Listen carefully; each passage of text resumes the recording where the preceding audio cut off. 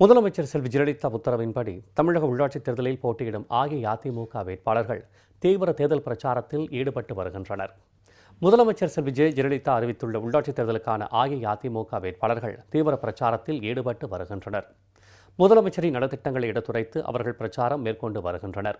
தூத்துக்குடி மாநகராட்சியில் உள்ள 51வது வார்டில் போட்டியிடும் அஇஅதிமுக வேட்பாளர் வீடு வீடாக சென்று தீவிர வாக்கு சேகரிப்பில் ஈடுபட்டார்.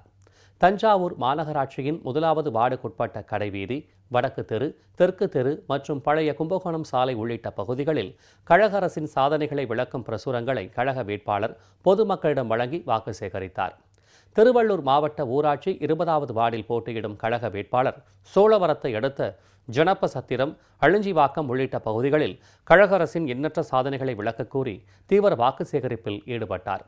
நெல்லை மாநகராட்சி 22வது வார்டு கழக வேட்பாளர் பாளையங்கோட்டை சமாதானபுரத்திலும், 53வது வார்டு கழக வேட்பாளர் வேம்பாடி தெரு, சம்பந்த தெரு ஆகிய பகுதிகளிலும் தீவிர வாக்கு சேகரிப்பில் ஈடுபட்டனர்.